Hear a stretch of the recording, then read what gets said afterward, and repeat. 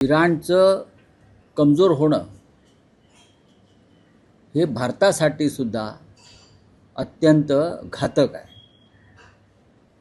कारण ज्या पद्धतीनं आता इराणवर अमेरिका आणि इस्रायल ताबा घेईल, हळूहळू ही पावलं भारताच्या दिशेनं पडू शकतात. नेतन्याहू आज आहे उद्या नसतील, पण भारत हा एक महान देश आहे. आधीच नरेंद्र मोदींनी अमेरिकेबरोबर केलेल्या ट्रेड डीलमुळे भारत अमेरिकेचा गुलाम झालेला आहे.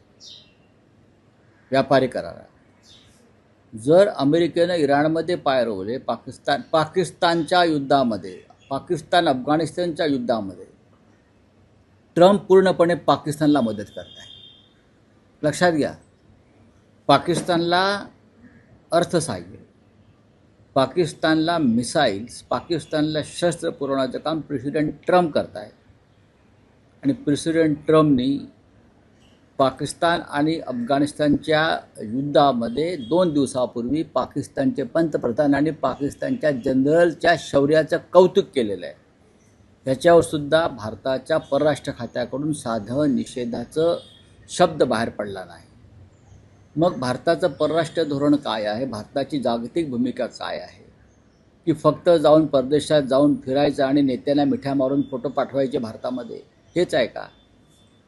खोमेनी यांचं दुर्दैवी निधन, हत्या ही भारतासाठी सुद्धा धक्कादायक आहे, इतकंच मी सांगू शकतो.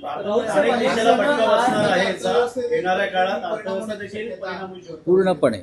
पण आपल्या देशानं कोणतीच भूमिका या संदर्भात घेतली नाही. भूमिका घेणं गरजेचं असतं. इतकं मोठं युद्ध सुरू आहे आपल्या देशाच्या सीमेवर. मग भारत, मग पाकिस्तान अफगाणिस्तान असेल, इराण इस्रायल असेल, इराण दुबई असेल, इराण आणि अमेरिका असेल, हे युद्ध भारताच्या दारापर्यंत आलेलं आहे. या युद्धामुळे भारताचं आर्थिक व्यवस्था कोलमडण्याची शक्यता आहे. या युद्धामुळे भूगोल बदलण्याची शक्यता आहे भारताच्या सीमेवरील. आणि ह्या युद्धामुळे भारताला चटके बसण्याची शक्यता आहे.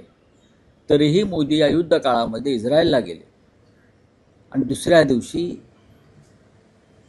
इराणवर बॉम्ब पडले. जागतिक स्तरावरती भारताची नाचक्की झालेली आहे.